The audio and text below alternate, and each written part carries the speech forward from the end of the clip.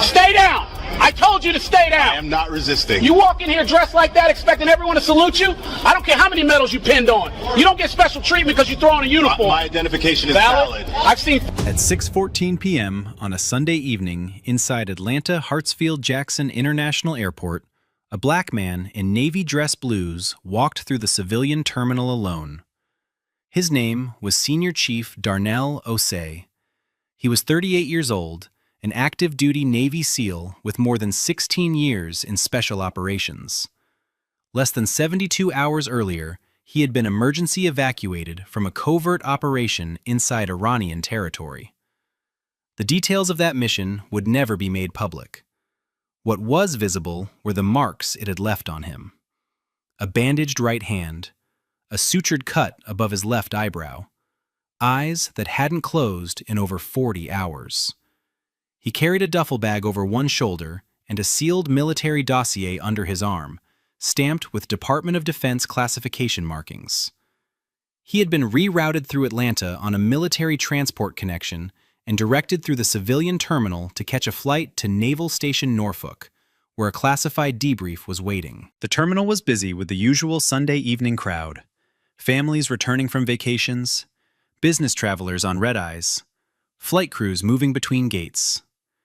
Osei moved through them with the steady, controlled posture of a man trained to function under conditions that would break most people. His pace was even, his eyes forward, his uniform pressed despite everything he had been through. The ribbons on his chest told a story most people in that terminal couldn't begin to understand. He wasn't looking for attention. He wasn't making a scene. He was a wounded serviceman trying to get from one gate to another inside his own country. He just wanted to get to his flight. Officer Craig Bellingham stood near the international arrivals corridor with a coffee in one hand and his radio on his shoulder. He was 42 years old and had been with the Atlanta Airport Police Department for 16 years. In that time, 31 complaints had been filed against him, overwhelmingly by Black and Latino travelers. Excessive questioning, unnecessary pat-downs, aggressive detentions that led nowhere. Every single complaint had been investigated internally and cleared. Some were dismissed as misunderstandings. Others were filed away with vague notes about high-pressure situations. None of them ever stuck. Among certain colleagues, Bellingham had earned the nickname the Gatekeeper. He wore it with pride, never quite understanding the contempt behind it. His partner that evening was Officer Nolan Fitch, 29, 5 years on the job. Fitch was quieter, more cautious, and had learned early on that questioning Bellingham's instincts was not something you did twice. He stayed a step behind, watching the crowd, following Bellingham's lead without hesitation. Bellingham's eyes moved across the terminal the way they always did, scanning, sorting, deciding who belonged and who didn't. And then they locked on one traveler in particular, a black man in navy dress blues walking through the concourse with a duffel bag and a sealed envelope under his arm. Bandaged hand, cut above his eyebrow, tired eyes. Most people in that terminal would have seen a wounded serviceman coming home. Bellingham didn't. He saw a black man in a uniform that didn't sit right with him. He saw someone who didn't match his idea of what a senior chief was supposed to look like. He saw a target, and he was already moving. Bellingham stepped directly into Osei's path. The gap between them was less than 2 feet. "Hey, hold up! Where are you coming from?" Osei stopped. His posture stayed straight, his tone respectful. "Military travel, sir. I'm connecting through to Norfolk." Bellingham's eyes ran slowly over the dress blues, the ribbons, the bandaged hand, the sealed envelope under Osei's arm. He didn't step back. "You look like trouble. Where'd you get that injury?" Osei kept his voice level. "I'm returning from an overseas assignment. I have my military ID and travel orders if you'd like to verify." Bellingham held out his hand. "Let me see." Osei reached slowly into his jacket and produced his military ID and folded travel documents. Bellingham examined them the way a man examines something he's already decided is fake. He turned the ID over, looked at the photo, looked back at Osei, then shook his head. These could be fake. Guys buy these online all the time. They're not fake, sir.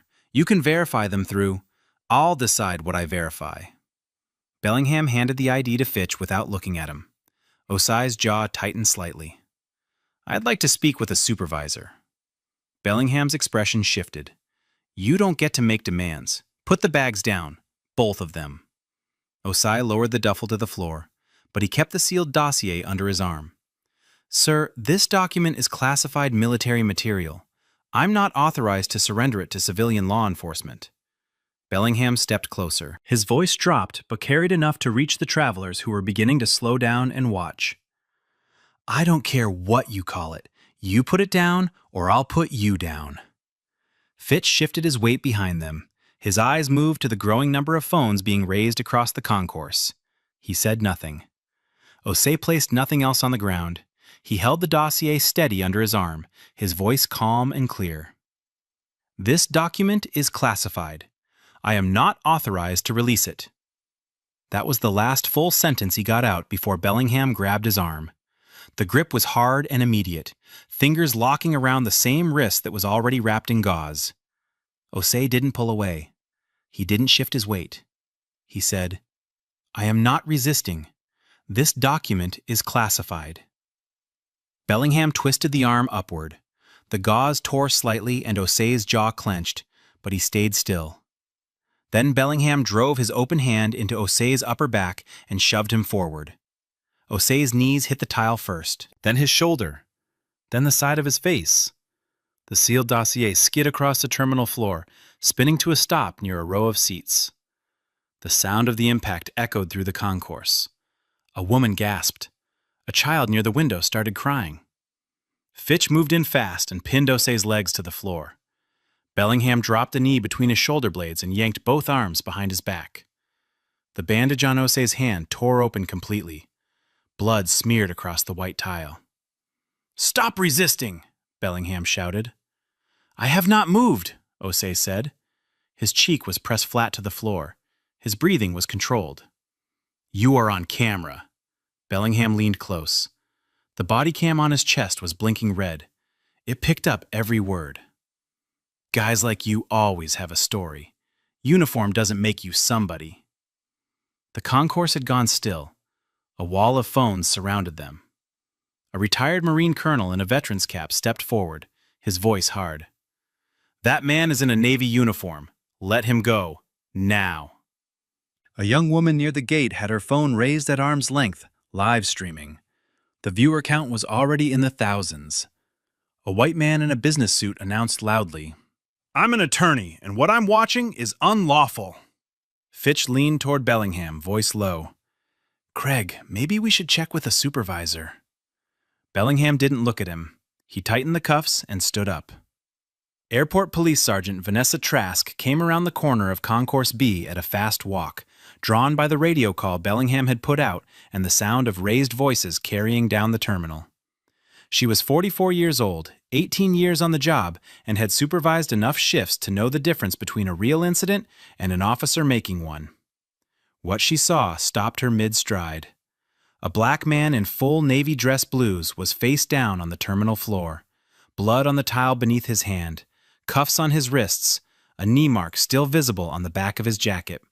2 officers standing over him, and a sealed military dossier lying 10 feet away on the ground near a row of plastic seats, classification markings facing up for anyone to see. Trask moved fast.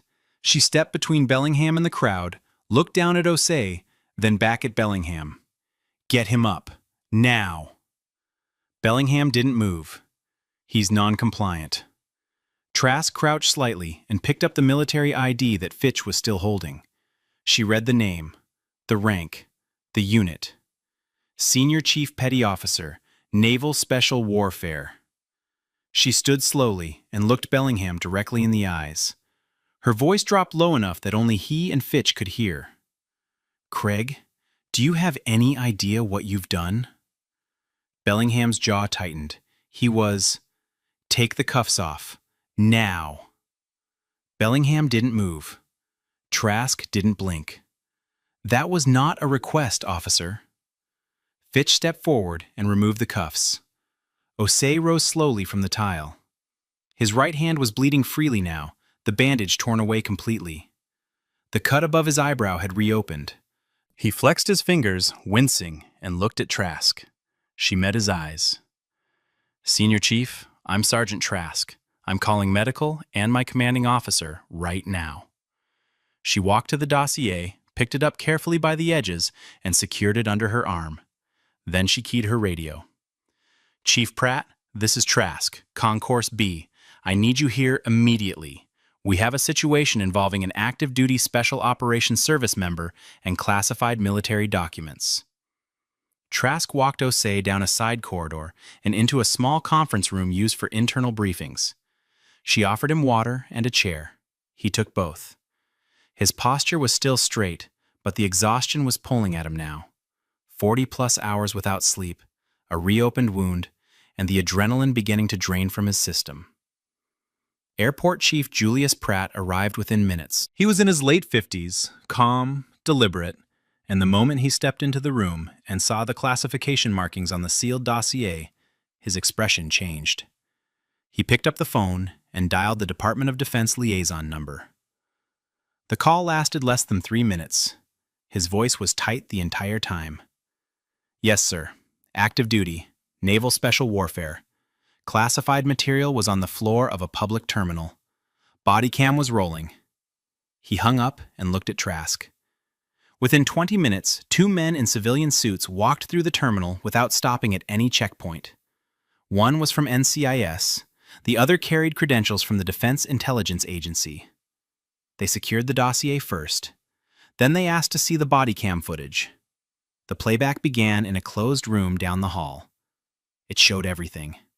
The unprovoked stop, the profiling language, the refusal to accept valid military identification, the grab, the twist, the shove, the sound of Osei's body hitting the floor, the blood, the knee, and then the voice, clear and unmistakable. "Guys like you always have a story. Uniform doesn't make you somebody." It also showed the classified dossier skidding across a public terminal floor, visible to every camera and phone in the concourse. A potential intelligence breach caused entirely by one officer's decision to put a decorated serviceman on the ground. The DIA officer stepped out of the room and made a single phone call. His voice was flat. "We have a compromised asset situation and an assault on an active operator. Initiate federal jurisdiction." He hung up and walked back inside. Pratt looked at Trask. "Pull Bellingham and Fitch off duty immediately. Radios, weapons, badges, body cams, everything." The NCIS agent added without looking up from the screen, "And nobody talks to them before we do." A federal attorney reviewing the footage in Washington that same hour said it plainly. "This isn't misconduct. This is a federal crime on at least 4 counts." By the time the sun set over Atlanta that evening, the live stream from the terminal had crossed 2 million views and was still climbing. The young woman who had started recording near the gate had not stopped. Her footage showed everything from a civilian angle: the shove, the blood, the cuffs, the crowd's reaction, and the moment Trask arrived and shut it down. News outlets began calling the airport's communications office before the Bodycam footage had even finished its first internal review. Local affiliates ran the story at 10. Cable networks picked it up by midnight. By morning, it was national. The Pentagon released a formal statement within hours. It was unusually fast and unusually blunt. An active-duty senior chief petty officer returning from a classified overseas operation was subjected to racially motivated assault by civilian law enforcement. The Department of Defense is cooperating fully with federal authorities and will ensure full accountability. In Washington, behind closed doors, the language was not diplomatic.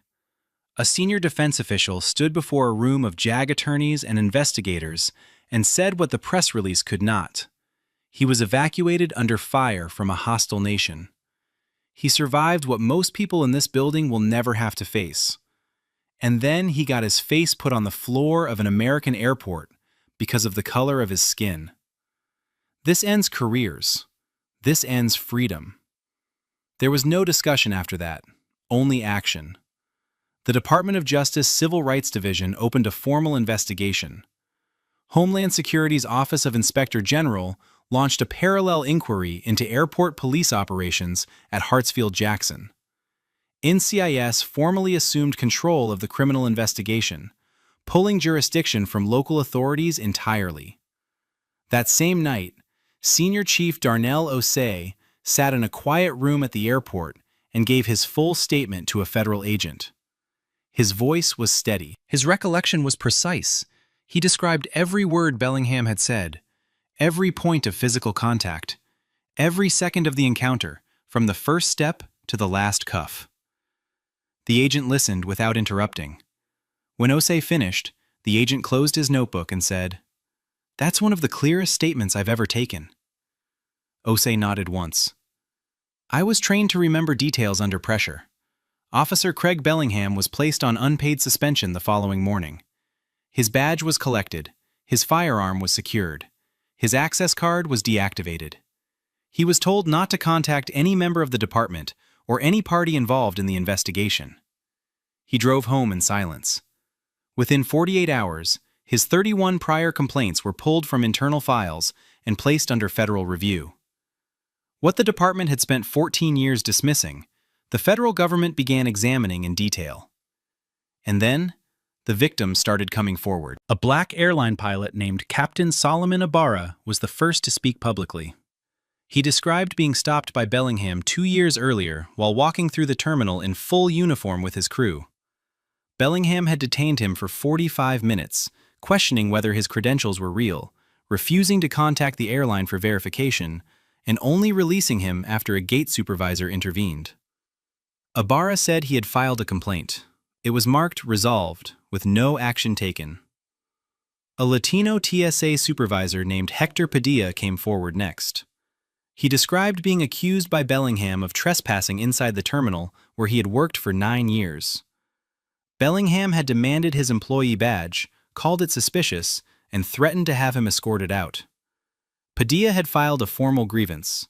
It disappeared into the same internal system that had swallowed every other complaint. Then came a black mother named Simone Achebe. She had been traveling alone with her 8-month-old son when Bellingham pulled her aside for a random search. The search lasted over 30 minutes. She missed her flight. Her infant screamed the entire time. She said Bellingham told her that if she had nothing to hide, she wouldn't be so upset. She filed a complaint through the airport's public liaison office. She never received a response. 14 victims in total came forward within the first 2 weeks. Each story followed the same pattern. A person of color stopped without cause, a fabricated justification, an aggressive encounter, a complaint filed and buried. Internal emails surfaced during the federal review that confirmed what every victim already knew. Supervisors were aware. One email from a lieutenant sent 3 years earlier read plainly, "Bellingham's numbers are high, but he keeps the terminal clean. Let it go." That email would become the centerpiece of the federal investigation, not because of what it said about Bellingham, but because of what it proved about the department. They knew. They always knew. And they chose to look the other way. Craig Bellingham sat in his living room under the terms of his suspension. The television was on. His name was at the bottom of the screen. It had been there every day for weeks. His wife had stopped answering the phone. His former colleagues had distanced themselves completely. The union that had backed him through 31 complaints over 14 years had gone silent. No statement, no legal fund, nothing. Every day new coverage surfaced. Another prior victim interview. Another legal expert breaking down the Bodycam footage frame by frame. Another segment about the classified dossier that slid across a public terminal floor because one officer decided a black man in dress blues didn't look right. Outside the federal courthouse, protesters gathered with enlarged stills from the Bodycam footage. Bellingham's knee on Osei's back. The blood on the tile. The dossier on the ground with classification markings visible. Inside, attorneys prepared for what analysts were calling one of the most clear-cut federal civil rights cases in recent memory. The Pentagon had not withdrawn its statement, Federal monitors were already assigned to the airport police department before a verdict had been reached. Osei had not spoken publicly since his statement to NCIS. He had returned to limited duty at Naval Special Warfare Command. His commanding officer had made clear the Navy considered the matter far from resolved. The Bodycam footage had crossed 30 million views. It had been entered into federal evidence. It would be played in a courtroom. Every frame, every word, every second of a decorated Navy SEAL's face pressed to the floor of an American airport while bleeding from wounds he received serving his country. And somewhere between a federal investigation and charges that could reach 20 years, a man who survived extraction from hostile territory in Iran sat in uniform, waiting for a system that failed him on a terminal floor to decide whether it would fail him again. The cameras were still rolling. The world was still watching. And this story was not over. If this story moved you, don't just watch in silence. This case was disturbing, but the one on the right ends in a way no one expects. Oh, you have the wrong house. My children are here. I'm a federal Shut up! Get on the floor! I am Judge Monique Cole. Check your warrant. You think that title protects you? You people think you're above the law. In this house, I decide what the law is. At 5:47 a.m. on a quiet Tuesday morning in the suburbs of Alexandria, Virginia, a flashbang grenade shattered the front window of a two-story colonial home on Maple Ridge Drive. The explosion lit up the living room like a strobe, sending glass across the hardwood floor and knocking framed photos off the walls. Before the echo faded, 12 armed federal agents in full tactical gear breached the front door with a battering ram and flooded the house, rifles raised, laser sights cutting through the smoke. Inside, a black woman in a gray t-shirt and pajama pants grabbed her two children from their beds and pulled them into the upstairs hallway. She crouched over them, shielding their bodies with hers, screaming at the top of her lungs. "You have the wrong house! My children are here! You have the wrong house!" The agents didn't stop. One of them, later identified as Sergeant Kyle Briggs, reached her in seconds. He grabbed her by the back of the neck, drove her face first into the carpet, and zip-tied her wrists behind her back, while she screamed her name over and over. Her 8-year-old son James tried to reach for her and was shoved backward into the wall by another agent. Her 5-year-old daughter Amara stood frozen, barefoot on the hallway carpet, silent, eyes wide, not crying, not moving, just watching her mother pinned to the floor by men in black helmets. What none of those agents knew, what their briefing had deliberately failed to mention, was that the woman face down on that carpet was Judge Monique Cole, a sitting federal judge on the United States District Court, appointed by the President, confirmed by the Senate, one of the highest-ranking judicial officers in the state. The raid was built on a fabricated terrorism tip, and the people who built the case knew exactly who she was. They just didn't think she'd survive it. Monique Cole didn't grow up in the kind of house that got raided at dawn. She grew up in the kind of house that got forgotten.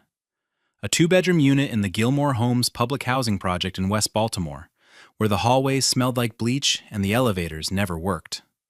Her mother, Lorraine, raised her alone, working double shifts as a hospital janitor and walking Monique to school every morning before the sun came up. There was no father in the picture, no safety net, no inheritance. Just a woman who told her daughter every single day that the world would try to tell her what she couldn't be, and that her only job was to prove it wrong. Monique listened.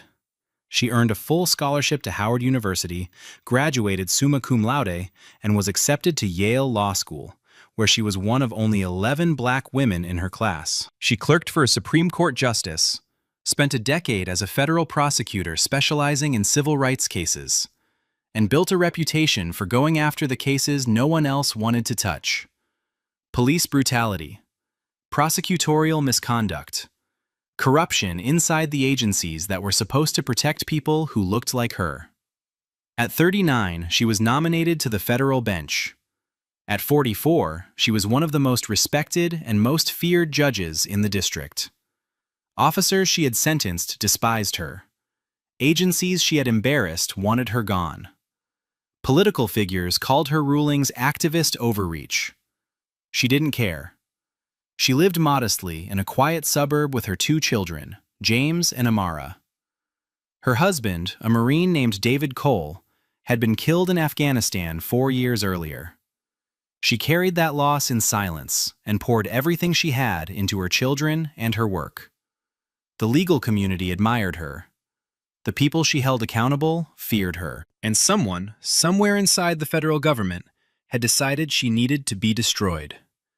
3 months before that flashbang grenade shattered her window, Judge Monique Cole sat behind the bench in Courtroom 4 of the federal courthouse and delivered a ruling that sent shockwaves through every law enforcement agency in the region. The case was United States versus Dreyer, a multi-agency corruption trial that had exposed something ugly at the core of the system. A regional FBI field office and 3 local police departments had been colluding for years to fabricate evidence against Black community organizers, planting informants in civil rights groups, manufacturing probable cause for raids, and arresting people whose only crime was organizing voter registration drives in neighborhoods the government wanted to keep quiet. Judge Cole didn't just rule against the government, she dismantled them. She issued sanctions against the FBI's regional office, struck 11 pieces of fabricated evidence from the record, and referred 2 FBI agents and a deputy U.S. attorney for formal disciplinary review. Her written opinion was 94 pages long and described what she called a deliberate and systemic campaign to criminalize constitutionally protected activity targeting Black citizens. The ruling made national headlines.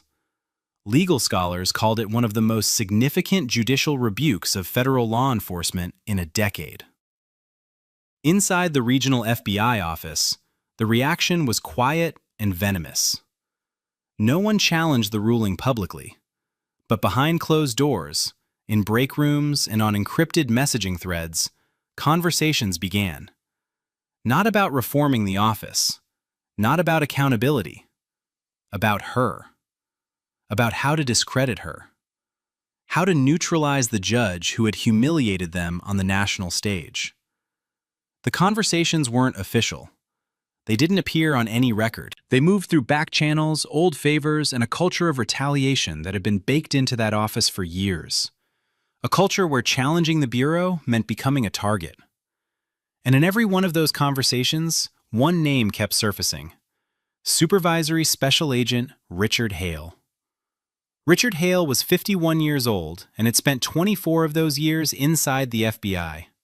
He had joined straight out of law school, climbed fast, and by his mid-30s was running the Regional Counterterrorism Task Force, a position that gave him enormous power and almost no oversight. He had a reputation for results. His unit had the highest case closure rate in the region. Federal prosecutors loved working with him because his files were always thick, his witnesses always cooperative, his evidence always just compelling enough to secure indictments. But people inside the Bureau who paid closer attention knew what that record was built on. Hale cut corners. He pressured informants into saying what he needed them to say. He constructed cases on shaky intelligence and buried contradictory evidence deep in files that defense attorneys rarely had time to fully review.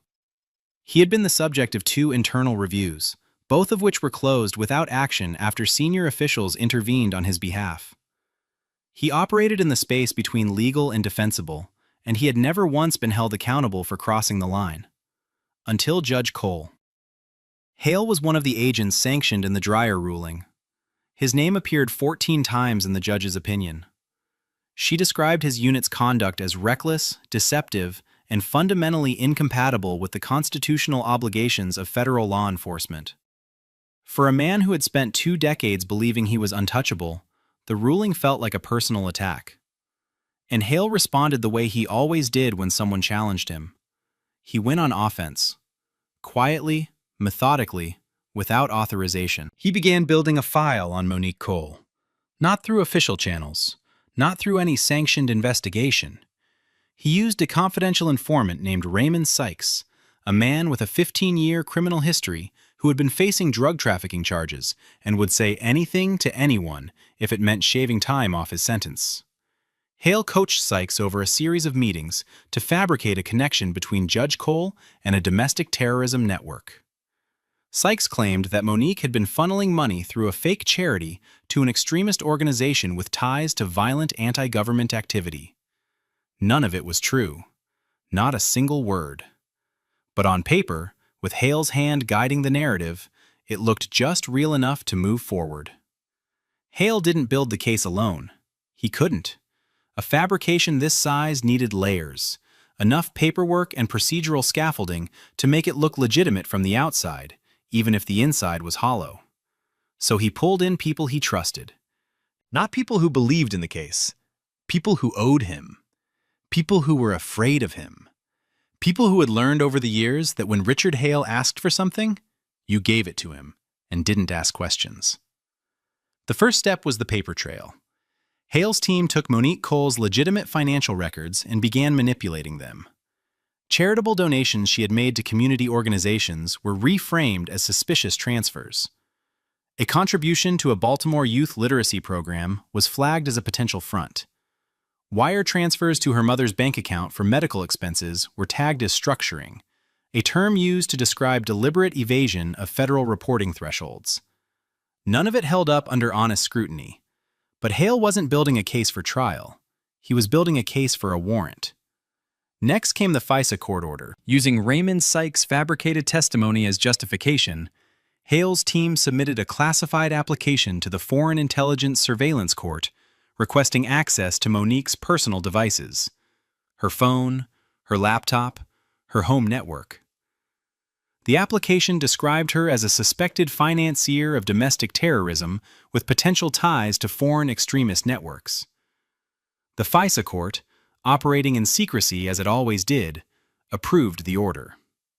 Hale's team then cherry-picked metadata from her devices, pulling timestamps, GPS coordinates, and communication logs completely out of context to construct a pattern of behavior that looked damning on paper but meant nothing in reality. The affidavit was drafted by Hale's deputy and signed by a junior agent named Terrence Polk, 28 years old, 2 years on the job, too green and too intimidated to push back. Polk later admitted he hadn't read the full file. He signed because Hale told him to sign. The affidavit was then submitted to a federal magistrate in a neighboring district, Judge Arthur Brennan, a man with a long and quiet history of rubber-stamping bureau requests. Brennan signed the warrant and the arrest authorization without requesting a hearing or asking a single clarifying question. At no point in the affidavit, in the FISA application, in the briefing materials, or in any communication between Hale's team and the magistrate was it mentioned that the target of the raid was a sitting United States federal judge. That detail was deliberately omitted. When a member of Hale's team raised the issue internally, asking whether the target's judicial status needed to be disclosed, Hale shut it down immediately. She's a civilian target with potential access to classified legal proceedings, he said. That makes her more dangerous, not less. The framing was intentional. It made the raid seem more urgent. It justified the tactical entry. And it ensured that no one in the chain of approval would think twice about what they were authorizing. The evening before the raid, the house on Maple Ridge Drive was quiet. Monique sat at the kitchen table with James, helping him finish a history project on Thurgood Marshall. He had chosen the topic himself. She watched him carefully copy a quote onto his poster board in neat block letters, his tongue pressed against the corner of his lip in concentration, and she smiled without saying anything. Amara was already in her pajamas, curled against Monique's side on the couch while she read from a picture book about a girl who wanted to be an astronaut. Amara fell asleep before the last page. Monique carried her to bed, tucked the blanket under her chin, and stood in the doorway for a moment, watching her breathe. She went back downstairs, reviewed a set of case files for a hearing scheduled later that week, made notes in the margins, and set them in her bag by the front door. She texted her mother goodnight. Lorraine replied with a heart emoji and a reminder to eat something. Monique locked the doors, turned off the lights, and set her alarm for 6:30. She climbed into bed and closed her eyes, unaware that in less than 7 hours, men with rifles would be standing over her children. Across town, inside the FBI Regional Field Office, the tactical team assembled in a windowless briefing room at 10:15 p.m. 12 agents sat in rows of metal chairs, body armor already strapped on, helmets resting on their knees. Richard Hale stood at the front of the room beside a projected photograph of Monique Cole. He described her as a high-risk domestic terrorism suspect with potential access to weapons and sensitive government information. He said the target had connections to extremist financing networks and may attempt to destroy evidence if given warning. He recommended full tactical entry, pre-dawn breach, flashbangs authorized. Several agents exchanged glances. One of them, a junior agent named Maya Chen, 29, stared at the photograph and then leaned toward her partner. She whispered 4 words. "Isn't she a judge?" Her partner, a senior agent with 11 years on the job, didn't look at her. He kept his eyes on Hale and muttered back, "Keep quiet and follow the briefing." Chen sat back in her chair, jaw tight, hands clasped. She didn't say another word, but she didn't forget. At the bottom of the briefing sheet, in small print beneath the operational parameters and the rules of engagement, a single line noted that minor children may be present at the target location. No one read it aloud. No one discussed it. The briefing ended at 10:48 p.m. The team was told to report for deployment at 4:30 a.m. As agents filed out of the room, Hale remained at the front, arms crossed, watching them leave. He had set everything in motion. The warrant was signed. The team was ready. The target was asleep. And by morning, he believed, the judge who had humiliated him would be finished. At 5:47 a.m., the battering ram hit the front door of the house on Maple Ridge Drive with a single blow that splintered the frame and sent the deadbolt flying across the foyer. Half a second later, a flashbang grenade came through the shattered living room window and detonated against the hardwood floor. The explosion was deafening. It blew out the glass on 3 picture frames, knocked a vase off the mantel, and filled the ground floor with a burst of white light and thick, acrid smoke. Before the echo died, 12 agents in full tactical gear poured through the doorway, rifles raised, boots hammering across the floor, laser sights sweeping through the haze. Upstairs, Monique woke to the sound of the blast. For one disoriented second, she thought something had exploded in the kitchen. Then she heard the boots, the shouting, the voices barking commands she couldn't yet make out. She threw back the covers and ran. She reached James's room first. He was sitting up in bed, eyes wide, mouth open, too scared to scream. She grabbed him by the arm and pulled him into the hallway. Then Amara. Her daughter was standing in her doorway, barefoot, clutching a stuffed rabbit, completely still. Monique scooped her up with one arm and pulled both children to the floor, pressing them beneath her, shielding them with her body. She screamed down the stairwell. "My name is Monique Cole. I am a federal judge. You have the wrong house. My children are here. Do not come up here with weapons around my children." They came anyway. Sergeant Kyle Briggs was the first agent up the stairs. He was 36 years old, built heavy, with a reputation on the tactical team for moving fast and asking questions later. He saw a woman crouched over 2 children in a dark hallway, and he didn't pause. He grabbed Monique by the hair, wrenched her backward, and drove her face first into the carpet. She screamed again. "I'm a federal judge! I'm a federal judge!" Briggs planted a knee in her lower back, pulled her arms behind her, and zip-tied her wrists so tight the plastic cut into her skin immediately. "Shut your mouth," he said. "Stop resisting." She wasn't resisting. James lunged toward his mother, crying, reaching for her. A second agent caught him by the shoulder and shoved him backward into the wall, hard enough to knock the air out of him. The boy slid to the floor, gasping, his eyes locked on his mother's face pressed sideways into the carpet. Amara was pulled from where she had been clinging to Monique's leg.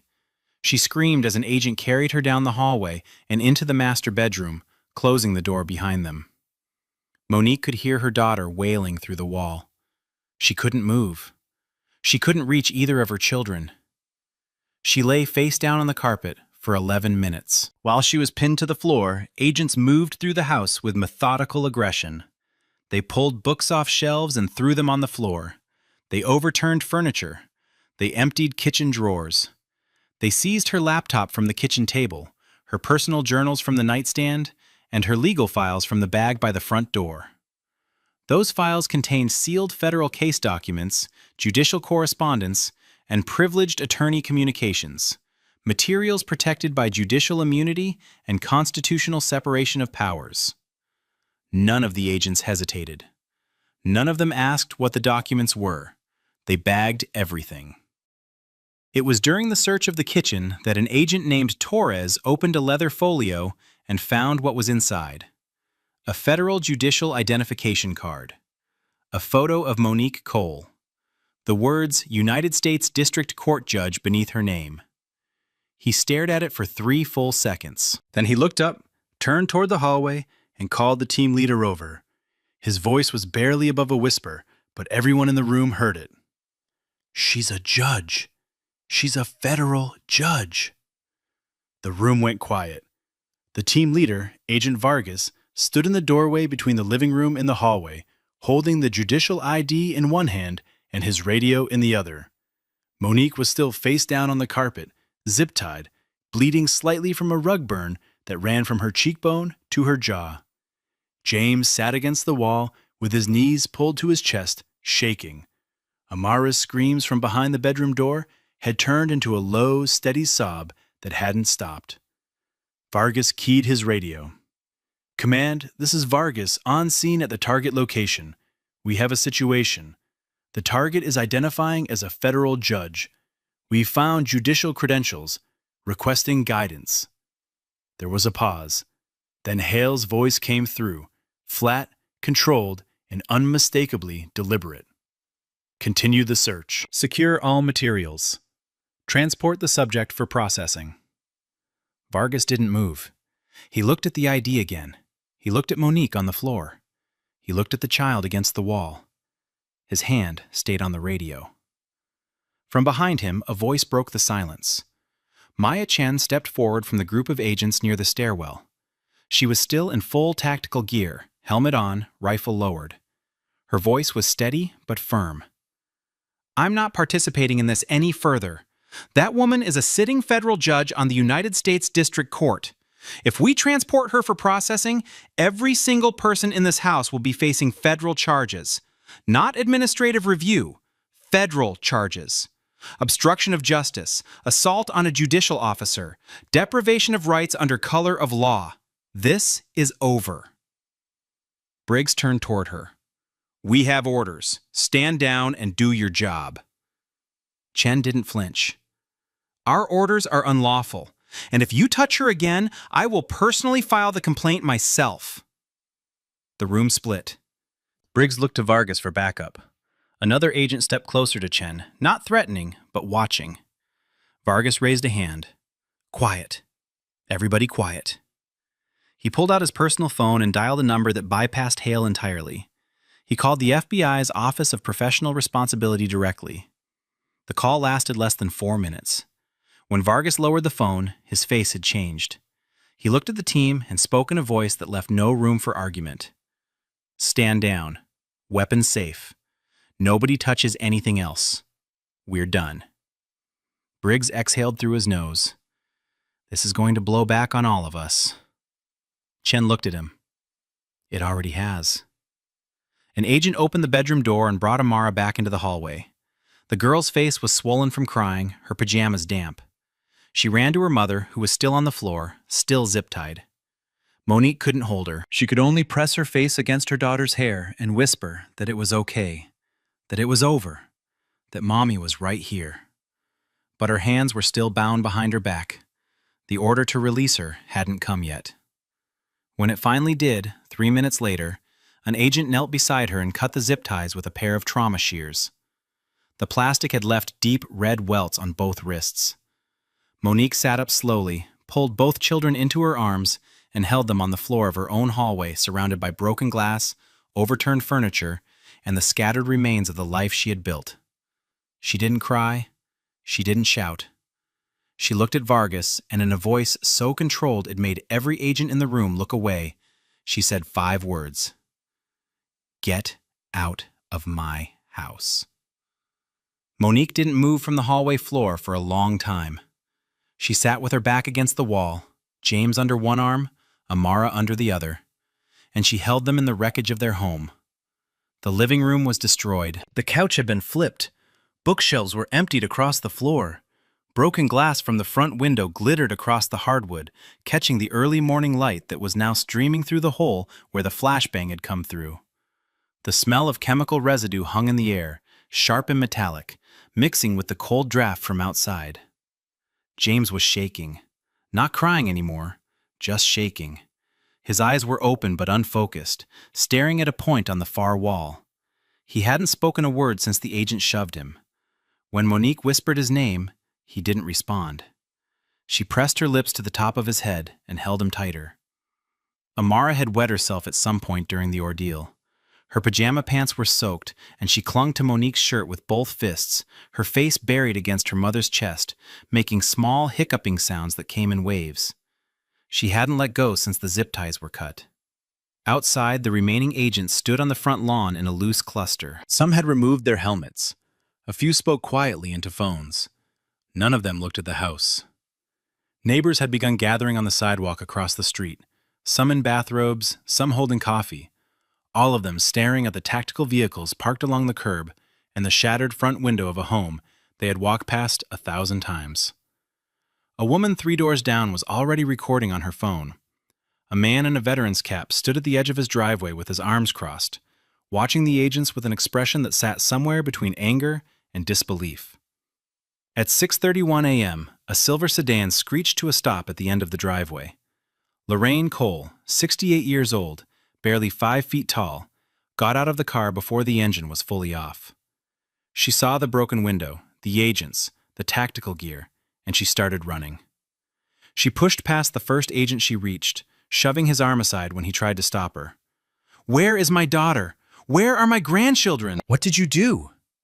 A second agent stepped into her path and she screamed in his face. "That is a federal judge's house! Do you understand what you've done? Get away from me! Get away from this house!" She found Monique and the children on the hallway floor and dropped to her knees beside them. She pulled Amara into her arms and pressed James's head against her shoulder and said nothing for a long time. She just held them. By 7:15, local police arrived, called by neighbors. They were confused. No one had notified them of a federal operation in their jurisdiction. They stood on the lawn exchanging tense words with the remaining FBI agents who refused to answer questions and said only that the matter was classified. By 8 o'clock, the first news van appeared. By 8:30, there were 4. Cameras were rolling from the street. A helicopter circled overhead. The FBI issued no statement. Hale was unreachable. His phone went straight to voicemail. The agents who had conducted the raid were ordered back to the field office by a terse call from the regional director's assistant. They were told to speak to no one, write nothing, and wait for further instructions. Inside the house, Monique sat at her kitchen table, the same table where James had worked on his Thurgood Marshall project the night before. The poster board was still there, now crumpled on the floor where an agent had knocked it off. She picked up her phone and made 2 calls. The first was to Chief Judge Harold Whitmore of the Eastern District of Virginia. She told him what had happened. He was silent for 10 seconds before he said he would handle it personally. The second call was to the Office of the Attorney General of the United States. She was transferred 3 times. When she finally reached a senior aide, she spoke 1 sentence, her voice low and perfectly controlled. "They raided my home, terrorized my children, and put me on the floor in zip ties. I want every name, every document, and every recording, and I want them by end of day." She hung up and set the phone on the table. Then she looked at her mother, who was rocking Amara in her arms, and said quietly, "They picked the wrong house." By noon, the Department of Justice Office of the Inspector General had opened an emergency investigation, the fastest activation of its kind in over a decade. The sealed FISA application that had authorized surveillance of Judge Monique Cole's personal devices was pulled from the classified archive and placed under immediate review by a team of senior attorneys with top-secret clearance. What they found took less than 2 hours to dismantle. The informant's claims were unsubstantiated. Raymond Sykes, the confidential source whose testimony had formed the backbone of the application, had no verifiable connection to any terrorism network. His statements were internally contradictory, unsupported by independent evidence, and in several places appeared to have been scripted. The financial evidence was manipulated. Charitable donations to legitimate organizations had been reframed as suspicious transfers. Routine wire transfers to Monique's mother had been flagged as structuring, despite falling well below federal reporting thresholds. Metadata from her personal devices had been stripped of context and arranged to suggest patterns that didn't exist. And the omission of Monique's judicial status from every document in the file, the warrant application, the FISA request, the tactical briefing, the affidavit, was deemed deliberate. Not an oversight, not a clerical error, a conscious decision to hide the identity of the target from every reviewing authority in the chain. The Inspector General's preliminary report used language rarely seen in federal documents. It described the case file as fabricated from its foundation and called the raid a gross abuse of federal investigative authority. A copy was sent to the Attorney General by secure courier before the end of the day. By mid-afternoon, congressional leaders had been briefed. The chairman of the Senate Judiciary Committee released a statement calling the raid an assault on the independence of the federal judiciary, and demanded a full public accounting within 72 hours. The ranking member of the House Intelligence Committee requested an emergency classified briefing on how a FISA court order had been obtained using fabricated evidence. By evening, the Chief Justice of the United States had been personally informed. No public statement was issued from the Supreme Court, but sources inside the judiciary later confirmed that the Chief Justice made a single phone call to the Attorney General, lasting less than 3 minutes. The contents of that call were never disclosed. They didn't need to be. The media coverage detonated. Every major network led with the story. Cable news ran split screens showing the quiet suburban house with its shattered window beside Monique's official judicial portrait. Chyrons read, "Federal judge zip-tied in pre-dawn raid," and "FBI accused of fabricating terrorism case against black judge." Legal analysts described the case as unprecedented. Former federal prosecutors called it the most dangerous abuse of investigative power they had ever seen. But it was the doorbell camera footage from a neighbor's house across the street that broke the story wide open. The video, 47 seconds long, showed agents in full tactical gear leading 2 small children out the front door of the house in the gray pre-dawn light. James was barefoot, wearing pajama pants, being guided by the arm by an agent twice his size. Amara was being carried by another agent, her face twisted in a scream, her small hands reaching back toward the house. The footage was posted online by the neighbor's adult son. Within 6 hours, it had been viewed over 12 million times. Within 12 hours, it had been shared by senators, civil rights leaders, journalists, attorneys, and millions of ordinary people who watched a 5-year-old girl screaming for her mother and understood exactly what had happened. The public outrage was immediate and overwhelming. Protest vigils formed outside the FBI's regional field office. Legal organizations issued joint statements condemning the raid. The National Bar Association called for an independent federal commission. Hashtags trended for days. And somewhere inside a quiet office at the Department of Justice, investigators began pulling the thread that would lead them directly to the man who had built the case from nothing and set the entire disaster in motion. Richard Hale was placed on immediate suspension at 4:17 p.m. on the day of the raid. 2 federal marshals met him in the parking garage of the FBI regional field office as he returned from wherever he had been hiding since morning. They handed him a letter signed by the Deputy Attorney General, informing him that he was relieved of all duties, stripped of his credentials, and barred from entering any federal facility pending the outcome of the investigation. His service weapon was confiscated on the spot. His badge was taken. His face showed nothing as he read the letter, but his hands were trembling. Within the hour, a team from the Inspector General's office entered his office on the 4th floor with a federal seizure warrant. They sealed the room with tamper-evident tape, disconnected his desktop computer, removed 3 external hard drives, and boxed every file in every drawer. His government-issued phone was taken. His personal phone was subpoenaed by the end of the day. His email accounts, both official and personal, were placed under a federal preservation order. Every message he had sent or received in the past 6 months was now in the hands of investigators. What they found was damning. Not circumstantial, not ambiguous, damning. Internal messages recovered from Hale's encrypted bureau account showed a clear and deliberate timeline. 3 days after Judge Cole's ruling in the Dreyer case, Hale sent a message to his deputy that read, "She wants to come after us. Fine. Let's see how she handles being on the other side of an investigation." 2 weeks later, he forwarded a file on Raymond Sykes to a colleague with the note, "This one will say whatever we need. He's facing 15 years. He'll cooperate." A month before the raid, Hale wrote in a group thread with 3 members of his team, "Keep her judicial status out of every filing. If it shows up anywhere, this gets flagged before we move. I don't want oversight on this. I want results." The messages continued in a trail that investigators would later describe as the most explicit record of retaliatory fabrication they had ever encountered inside a federal agency. Hale had directed every step: the coach testimony, the manipulated financials, the FISA application, the omission of Monique's identity, the tactical briefing that described her as a civilian. Every lie had his fingerprints on it. Raymond Sykes, the confidential informant, was brought in for questioning within 48 hours of the raid.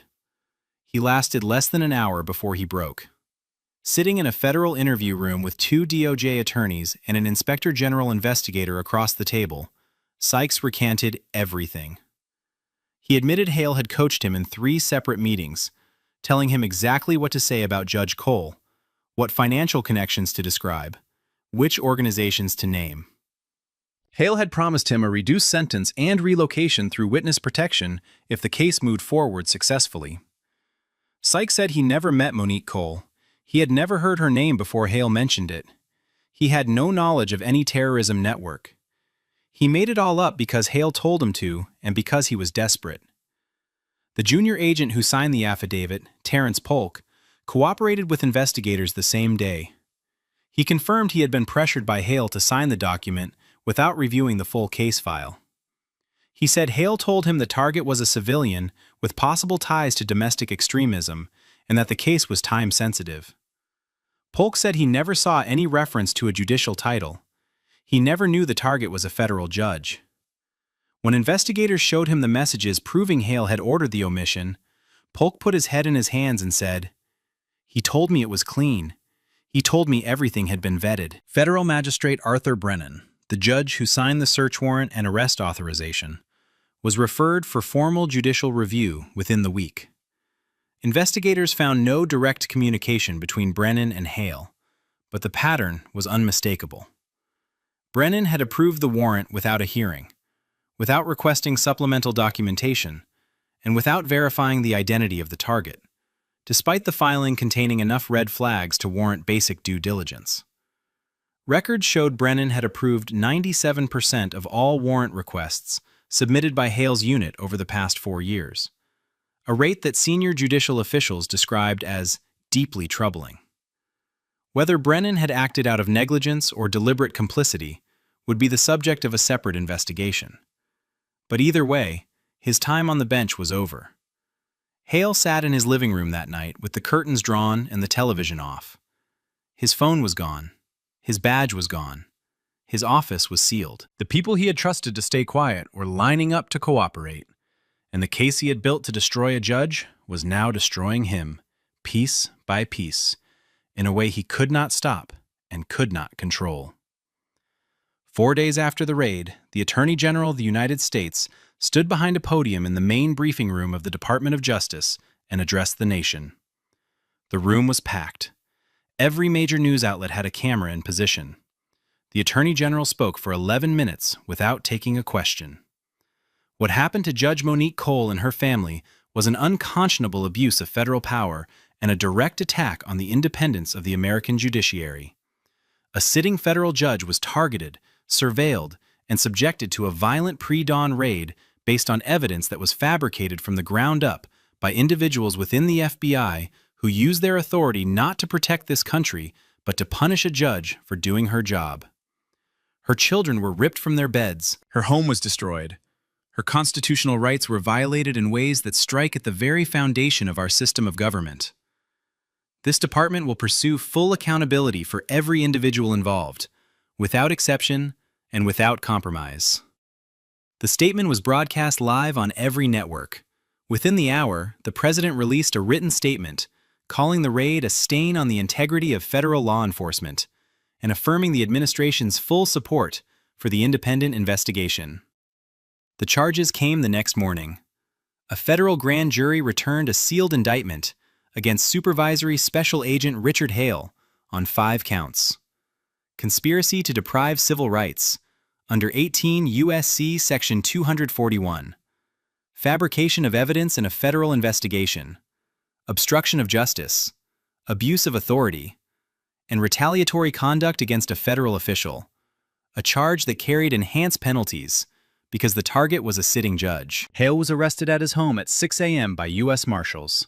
He was handcuffed in his driveway in front of his neighbors. The irony of the hour was not lost on anyone. Sergeant Kyle Briggs, the tactical agent who had grabbed Monique by the hair, forced her to the ground, and zip-tied her while her children screamed, was charged separately with assault under color of law and excessive use of force against a federal official.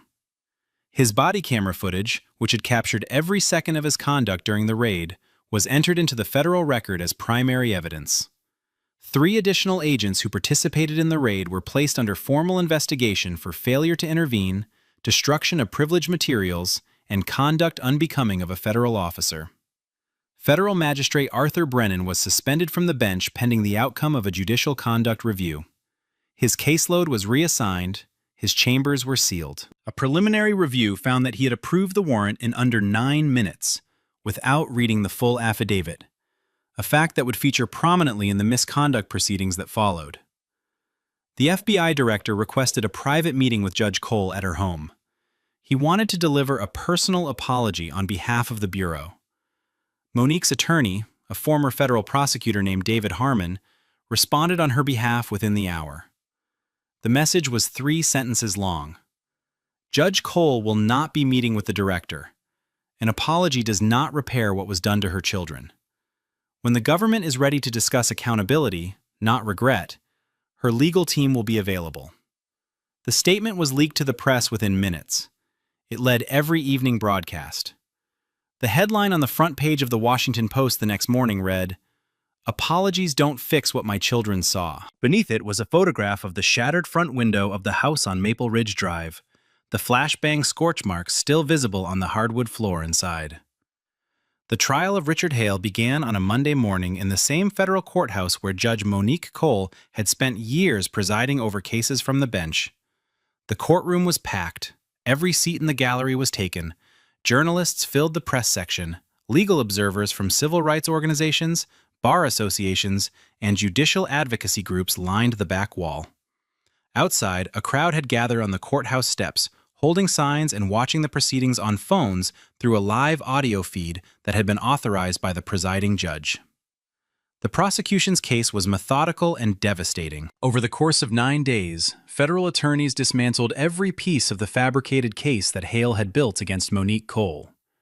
Not by arguing interpretation, but by showing the jury exactly how each lie had been constructed, who had constructed it, and why. Raymond Sykes took the stand on the second day.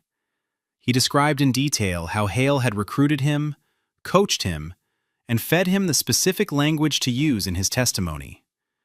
He told the jury Hale had met with him 3 times before the FISA application was submitted, each time refining the story, adjusting the details, and making the fabricated connection between Monique and the extremist network sound more credible. He said Hale had promised him a reduced sentence and relocation. He said he had never heard Monique Cole's name before Hale mentioned it. He said he made it all up because he was facing 15 years, and Hale offered him a way out. Terrence Polk, the junior agent who signed the affidavit, testified on the 4th day. His voice cracked several times during his testimony. He described how Hale had pressured him into signing a document he hadn't fully read, how Hale told him the case was time-sensitive and the target was a civilian, how Hale assured him everything had been vetted by senior attorneys when it hadn't. When the prosecutor asked Polk if he knew at the time of signing that the target was a sitting federal judge, Polk shook his head and said quietly, "No, he never told me. I would not have signed it if I had known. I should have read the file. I didn't. That's on me." The most damaging evidence came on the sixth day, when prosecutors read Hale's internal messages aloud to the jury. The courtroom was silent as each message appeared on a screen beside the witness stand. "She wants to come after us. Fine. Let's see how she handles being on the other side of an investigation. That woman thinks the bench makes her untouchable. Keep her judicial status out of every filing." In the message that prosecutors returned to 3 times during closing arguments, the one that captured the full scope of Hale's intent. She needs to be reminded who holds real power in this country. It's not the judges. It's the people who decide who gets investigated. The defense tried. Hale's attorney, a veteran federal defense lawyer from Washington, argued that Hale had acted on intelligence he believed to be genuine, that the informant had misled him, and that the failure to disclose Monique's judicial status was an administrative oversight rather than a deliberate act. He characterized Hale as a dedicated agent who had served his country for over 2 decades and made a judgment error under pressure. The jury didn't buy any of it. The messages were too clear. The testimony was too consistent. The fabrication was too deliberate. Every piece of the defense's narrative collapsed under the weight of evidence that Hale himself had created. A paper trail of arrogance written by a man who never imagined anyone would read it. Deliberation took less than 5 hours. The jury returned with guilty verdicts on all 5 counts. Conspiracy to deprive civil rights, fabrication of evidence, obstruction of justice, abuse of authority, retaliatory conduct against a federal official. At sentencing, the judge spoke for nearly 20 minutes. He described Hale's conduct as a calculated assault on the rule of law, carried out by a man who swore an oath to uphold it. He noted that Hale had used the full machinery of federal law enforcement to target a judge who had done nothing more than hold the government accountable. He spoke about the children, about the flashbang that detonated in their home, about the 5-year-old girl carried screaming from her mother's arms, about the 8-year-old boy who still had not returned to sleeping in his own bed. Richard Hale was sentenced to 12 years in federal prison. It was one of the longest sentences ever handed to a federal agent for abuse of authority. He stood motionless as the sentence was read. He did not speak. He did not apologize. He was led from the courtroom in handcuffs through a side door, while cameras flashed from the gallery and the crowd outside erupted in applause that could be heard through the courthouse walls. Kyle Briggs was tried separately 2 months later. The case was shorter. The body camera footage did most of the work. The jury watched Briggs grab a woman by the hair, force her face into the carpet, and zip-tie her wrists while she screamed that she was a federal judge, and her children cried in the background. They watched him plant a knee in her back and tell her to shut her mouth. They watched James reach for his mother and get shoved into the wall. Use of force experts testified there was no tactical justification for any of the force Briggs used against a compliant, unarmed woman in her own home. Briggs' attorney argued he was following orders from a superior and acting on the briefing he had been given. The jury deliberated for 3 hours. Guilty on all counts. Briggs was sentenced to 4 years in federal prison. As he was led away, he looked back at the gallery once. No one met his eyes. The civil rights lawsuit was filed 6 weeks after the criminal verdicts. Monique Cole's legal team, led by attorney David Harmon and supported by a coalition of civil rights organizations, named the FBI, the Department of Justice, Supervisory Special Agent Richard Hale, Sergeant Kyle Briggs, and 6 additional agents as defendants. The complaint ran 142 pages and cited unlawful search and seizure, excessive force, fabrication of evidence, deprivation of constitutional rights under color of law, intentional infliction of emotional distress, and violation of judicial immunity. The evidence was so overwhelming that settlement negotiations began before the first deposition was scheduled. The government's attorneys knew what the body camera footage showed. They knew what the internal messages said. They knew what the informant had admitted. And they knew that a federal jury had already convicted the primary architect of the raid on every count. There was no version of this case that ended well for the defense. There was only the question of how much it would cost. The case settled for $14.7 million, one of the largest settlements ever paid by the federal government for a wrongful raid. The amount was significant, but it was the non-monetary terms that would carry the most lasting impact. The settlement mandated sweeping structural reforms across federal law enforcement. Independent judicial review would now be required for all warrant applications targeting attorneys, judges, or officers of the court. No warrant could be issued against a member of the judiciary without the target's status being disclosed in the application and reviewed by a specially appointed oversight judge. Mandatory identity disclosure requirements were implemented for all federal search warrants, ensuring that the deliberate omission that had enabled the raid on Monique's home could never be replicated through the same procedural gap. A civilian oversight panel for counterterrorism operations was created, with authority to review case files, interview agents, and refer misconduct for investigation. The first body of its kind with genuine enforcement power over national security operations. And new whistleblower protections were codified specifically for federal agents who challenged unlawful orders during operations in the field. Those protections were written with one person in mind: Maya Chen, the junior agent who had stood in Monique Cole's hallway and refused to participate in the raid, was promoted within 6 months of the settlement. She was later invited to testify before the Senate Judiciary Committee about the culture of retaliation inside the FBI, about what it felt like to be the only person in a room full of armed agents willing to say out loud what everyone else already knew was wrong. Her testimony lasted 2 hours. She described the briefing, the moment she recognized Monique's name, the silence when she whispered to her partner, the way he told her to keep quiet.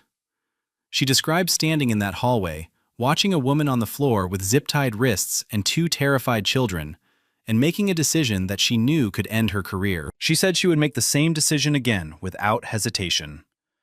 Monique used a portion of the settlement to establish the Cole Justice Initiative, a foundation dedicated to providing legal defense and psychological support to families subjected to wrongful raids, prosecutorial abuse, and retaliatory investigations. The foundation partnered with civil rights attorneys, trauma counselors, and community organizations across the country to build a network of resources for people who had been targeted by the system and had no one to call. Within its first year, the initiative had taken on 31 cases in 14 states. Monique oversaw its operations personally, reviewing every intake file, because she understood something most people never had to learn: that when the government comes for you in the dark, the law only protects you if someone is willing to fight for it in the light. 6 months after the raid, on a clear Monday morning in early fall, Judge Monique Cole walked through the side entrance of the federal courthouse, took the elevator to the 3rd floor, and stepped into courtroom 4. She wore the same black robe she had worn for 5 years on the bench. Her steps were steady. Her posture was straight. Nothing about her appearance suggested that 6 months earlier, she had been face down on her own hallway carpet, with zip ties cutting into her wrists, and her children screaming in the next room. The courtroom was packed. Every seat in the gallery was taken. Attorneys filled the front rows. Journalists sat with notebooks open. Civil rights advocates and legal observers lined the back wall. And in the very first row, Lorraine Cole sat with her hands folded in her lap.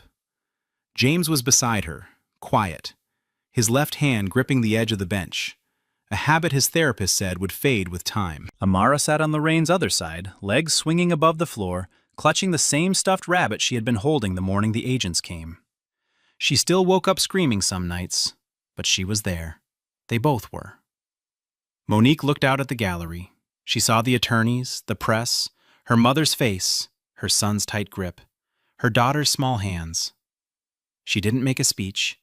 She didn't reference the raid or the trial or the settlement. She sat down, adjusted the microphone, and said 5 words. This court is in session.